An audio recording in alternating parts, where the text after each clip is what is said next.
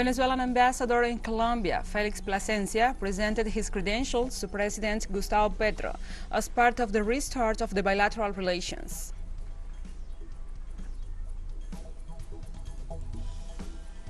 Multiple organizations and social movements in the Dominican Republic demand the replacement of the healthcare model in the face of abuses by insurance companies.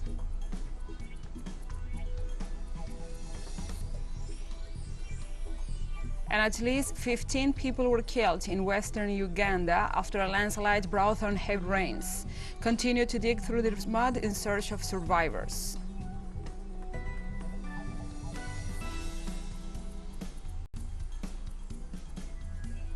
From the headquarters of Telesur English in Havana, Cuba, this is From the South. I'm your anchor, Gladys Quesada, and these are the news. In Colombia, Venezuela's ambassador to that nation, Felix Plasencia, held a meeting at the Nariño Palace to present his credentials to President Gustavo Petro. After being received by the Presidential Guard in the north wing of the Casa de Nariño, the seat of Colombia's government, entered the building to proceed with the official act of his accreditation as Ambassador of Colombia. In addition to Plasencia, 4 other ambassadors made official their diplomatic presence in the country before the new president of Colombia. The re-establishment of relations between Venezuela and Colombia comes after almost a 4-year hiatus.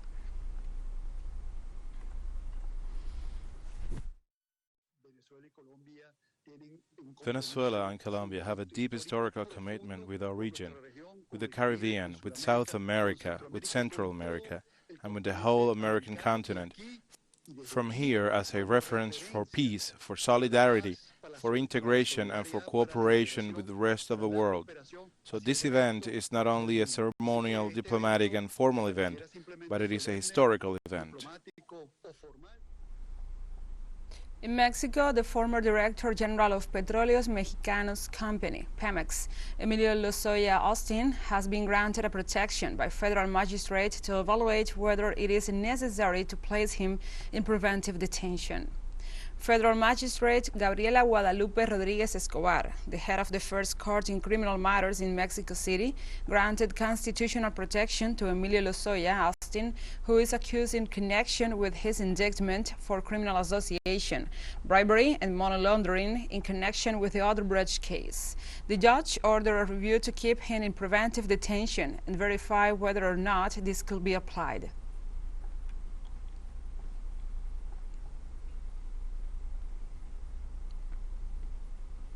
On Wednesday, in the Dominican Republic, multiple organizations and social movements protested against the health situation and the insurance company abuses. The Dominican Medical Association ratified a call to mobilize to demand the rights to decent health and pensions, while rejecting the management of the pension fund administrators and the health risk administrators. The president of the Medical Association, Senen Cava, explained that the march went all the way to the National Social Security Council in Santo Domingo. He assured that they intended to deliver a document to call for fulfillment of their demands, with the possibility of extending the protest.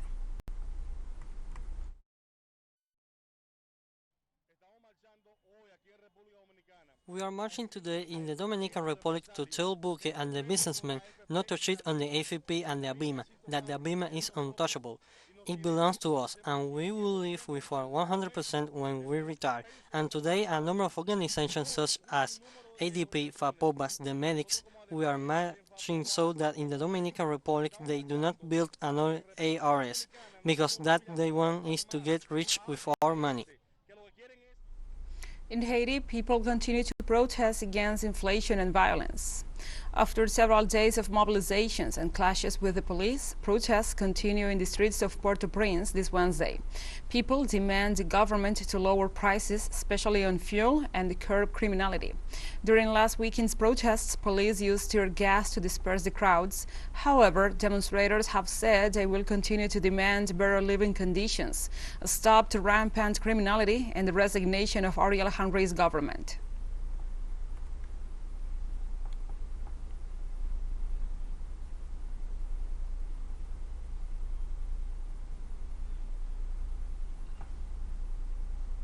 And now we update information on the assassination attempt against the Vice President of Argentina, Cristina Fernández de Kirchner. As on Wednesday night, Judge Maria Eugenia Capuchetti formally charged Fernando Sabac and Brenda Uliarte.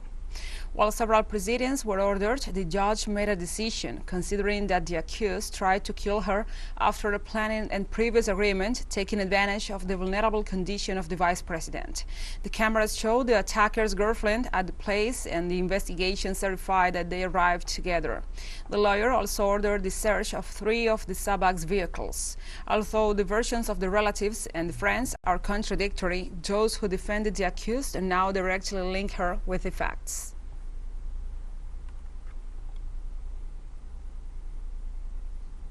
In the middle of the Brazilian presidential campaign, President and candidate Jair Bolsonaro incorporated evangelicals and farmers to the military parade for the 200th anniversary of the country's independence.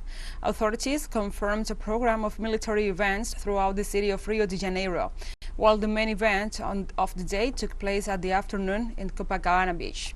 The event was attended mainly by Bolsonaro and the sectors that support him for the re-election in the 2022 elections, while the leaders of the public powers were absent. The former president and candidate Luiz Inácio Lula da Silva denounced that Bolsonaro intended to usurp Independence Day and use it for electoral purposes.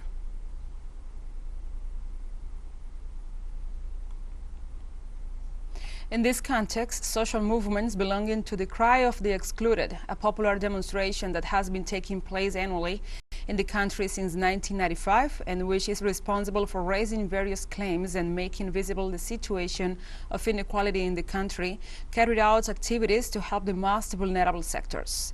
In this 28th edition, social sectors denounced the food insecurity affecting over 33 million people in the country, in addition to the violation of democracy by the current president and his attacks against the institutionality.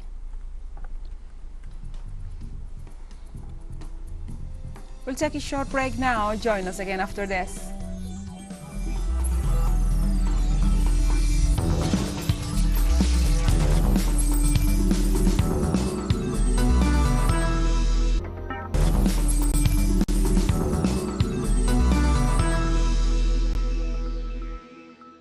Welcome back.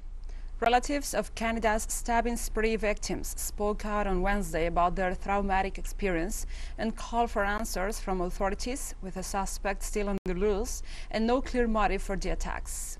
3 days after the rampage shattered a remote indigenous community, Mark Kant said the killings that claimed the lives of his sister Bonnie Burns, 48, and her son Gregory Burns, 28, were a horrible act.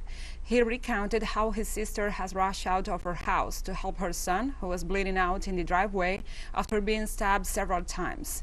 A neighbor ran over to try to stop the assailants, but she was also stabbed to death. The Sunday attack in the James Smith Cree Nation indigenous community and the nearby town of Weldon killed 10 people and wounded 18.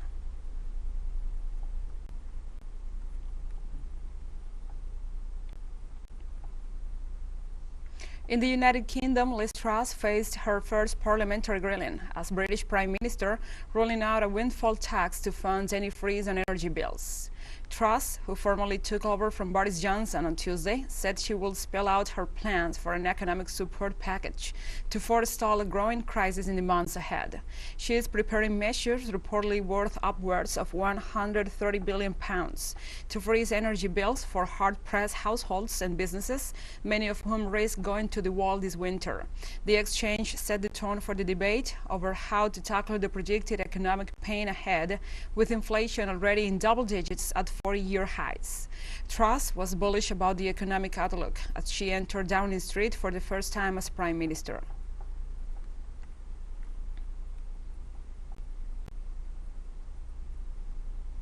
The European Commission decided not to endorse the MidCat gas project, which aims to supply gas to several countries in the region. The European Council's energy spokesperson, Tim McFly, stressed that they cannot take a specific position on the energy project proposed by Spain due to the absence of other member states. The official affirmed that the project is not part of the updated list of projects of common interest and that it requires further evaluation and detailed balance sheets from its promoters. In this sense, French President Emmanuel Macron outright rejected the initiative and stated that it will be a mistake to insist on the issue. German Chancellor Olaf Scholz urged the European Union to review other proposals in the face of looming threat of winter.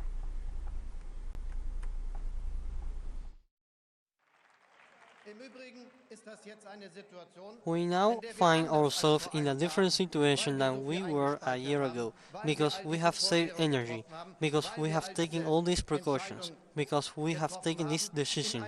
We are in a situation where we can say that we are going to get through this winter despite all the tensions, with the preparations that we have made, which no one could have guaranteed 3, 4, 5 months ago. Meanwhile, European Commission President Ursula von der Leyen presented on Wednesday her proposal to European governments to tackle the energy crisis and contain rising prices. Among the measures, Brussels proposes to establish mandatory electricity savings, introduce a cap on profits for companies producing low-cost electricity, reduce the revenues on energy companies through a solidarity levy, and liquidity support for energy utilities.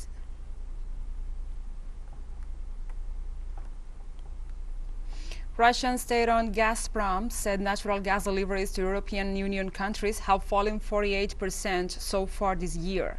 The Russian gas giant also reported that the total drop in supplies will be 49% if the United Kingdom is included.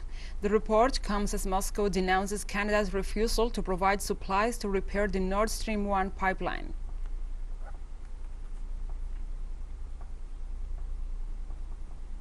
Telesur will dedicate its coverage of the Football World Cup Qatar 2022 to the figure of Diego Armando Maradona, who accompanied our crew in the last 2 World Cups. With the football star, we also toured our continent with the show The Sur de Viajero.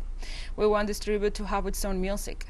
With that in mind, we invite you to write or compose a song for Telesur's coverage of Qatar 2022 Football World Cup. It must be an original song, never recorded before or published in any media, and free of legal attachments. Record the song in any format, WAV, MP3, even with your cell phone. And send it as an attachment to comunicaciones@telesurtv.net with the following information: author's name, nationality, and the title of the song. The closing date of the call for entries is September 10th, 2022. A jury of prestigious musicians and composers from the region will select the winning piece. The prize will be the recording of the song, a video clip, and the wide diffusion of the work.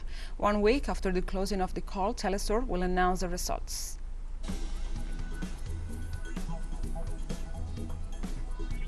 And we have more news coming up after a final short break, so stay with us.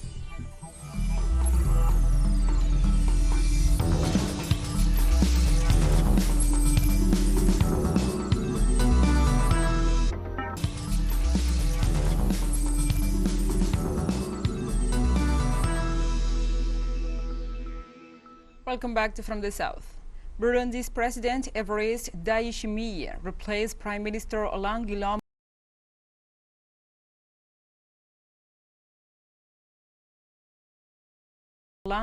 Bunyoni and Civilian Chief of Staff General Gabriel Nizigama after a high-level investigation that warned of a coup plot against him. At a hastily called parliamentary session on Wednesday, lawmakers approved the appointment of Security Minister Gervais Dirabukubuka to replace Bunyoni in a unanimous 113-0 vote. President Ndayishimiye gave no reasons for Bunyoni's dismissal, but last week he had warned of a coup conspiracy against his government. Burundi head of state also appointed Colonel Alois Sindayihebura, who was in charge of the domestic service, as his new chief of staff.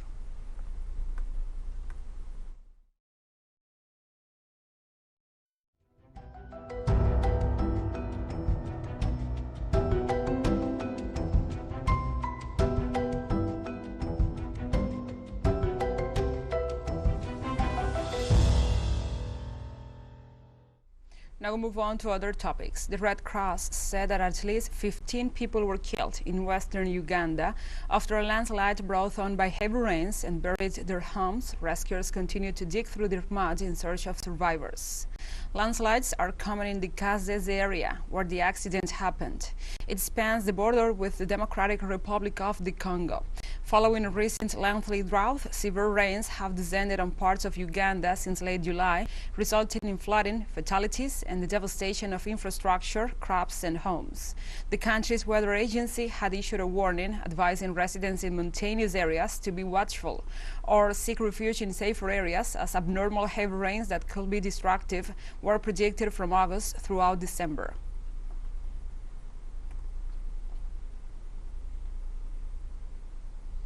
And the death toll after a strong earthquake tracked in mountainous southwest China rose to 82, while another 26 people remain missing. Rain, flash floods, and mudslides still threaten the search for dozens of people. State broadcaster CCTV reported that 46 people died in Ganzi Prefecture near the epicenter, while 36 deaths were reported in neighboring Yan City. The magnitude 6.6 quake hit about 43 kilometers southeast of the city of Kandin in Sichuan province, forcing thousands to be resettled into temporary camps. The People's Liberation Army, paramilitary police, and fire rescue services dispatched more than 10,000 workers to the area, who continued search operations and landslide cleanup efforts.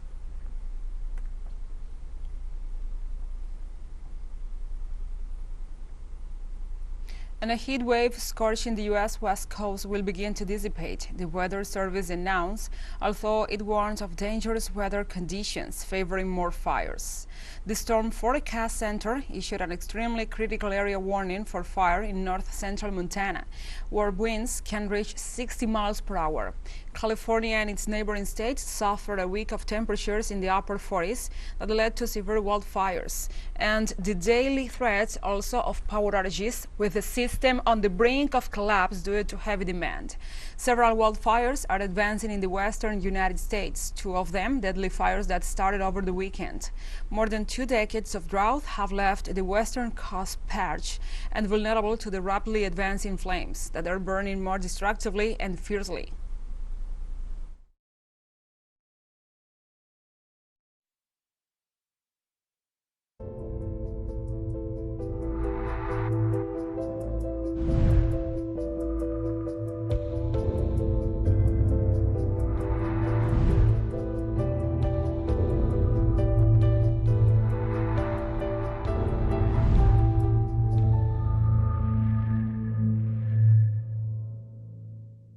Topics. On Wednesday, the WHO Director General Tedros Adhanom Ghebreyesus stated that despite the global decline of COVID-19 cases, there is no guarantee these trends will persist.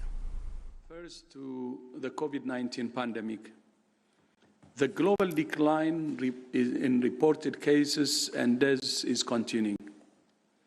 This is very encouraging, but there is no guarantee these trends will persist. The most dangerous thing is to assume they will. The number of weekly reported deaths may have dropped by more than 80% since February.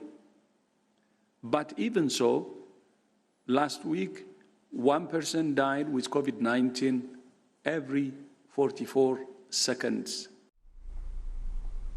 On Wednesday, the director of the Pan American Health Organization, PAHO, Dr. Carice Etienne, said the Americas have once again become the epicenter of a global disease outbreak, and the region has become the highest burden of monkeypox cases worldwide.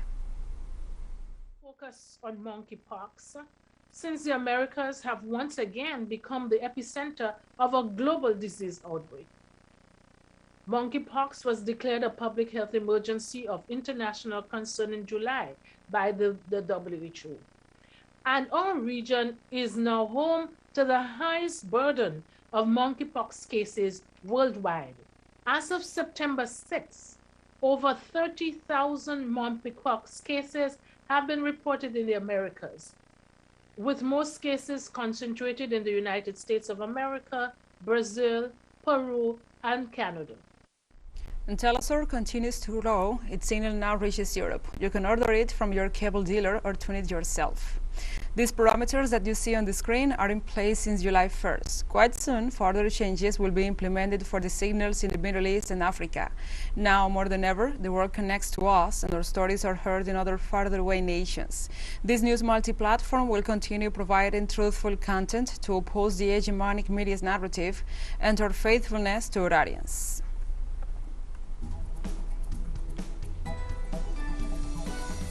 We have come to the end of this news brief, but remember, you can find this and many other stories on our website at telesurenglish.net. And also, if you feel so inclined, please join us on social media for all the latest news. We are on Facebook, Twitter, Instagram, and Telegram.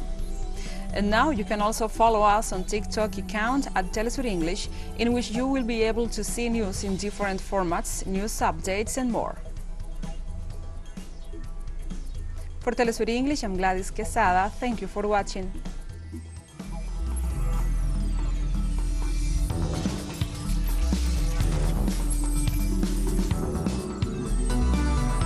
Hola, ¿qué tal?